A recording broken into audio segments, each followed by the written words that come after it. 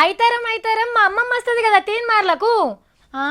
మా అమ్మమ్మ మమ్మల్ని చూడక 2 వారాలు దాటుతున్నది కదా, ఒకటే రంది పెట్టుకున్నదట.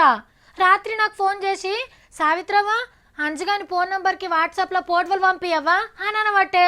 సత్తిగాడు నేను కలిసి దిగిన ఫోటో పంపియాలట. ఆ ఫోటో చూస్తేనే ఆమెకు నిమ్మలం అవుతుందట. అంటే చూడుండ్రి పాప మా అమ్మమ్మ తనలాట ఎట్లున్నదో. మీరెందుకు అట్లా చూస్తున్నారు? ఏంది సావిత్రి, మీ అమ్మమ్మకు వాట్సాప్ కూడా చూడొస్తుందా అని డౌట్ పడుతుండ్రా? ఓహో, ఇవాళ రేపు రోజులు ఎట్లున్నాయిలా, కావాలంటే గీ వార్తను చూడుండ్రి. ముఖం పుస్తకం పేజీల ముఖం పెట్టి మురుస్తుంది గీ ముసలామే అని అనుకోకుండ్రి. ఇయ్యాల రేపు గాలి విలవకపోతే బతకనట్టు, కంప్యూటర్ లేకపోతే కాలం గడవని ముచ్చటైంది దునియాల. ఫేస్బుక్ చాటింగు, యూట్యూబ్ విజిటింగు, ఏది కావాలంటే దాంట్లో పర్ఫెక్ట్ అయింది సత్యమ్మ. అమెరికాకిన పోయిందేమో తీన్రి అని తీసి పడేయకుండ్రి.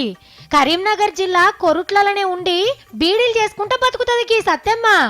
కొలువు కోసం కొడుకు దుబాయ్ పోయే వరకు ఇంటర్నెట్లో చూసుకుంటా మాట్లాడదామని పట్టుబట్టి కంప్యూటర్ నేర్చుకొని పడుసోళ్ళనే పర్షాన్ చేస్తుంది కాదా మరి. అవసరం ఉంటే అన్ని పనులు చేస్తుంది అన్నట్టు. గందుకే కేంద్ర మంత్రి రవిశంకర్ సార్ కూడా గీ సత్తమ్మకు ఫోన్ చేసి షబ్బాష్ అన్నాడట.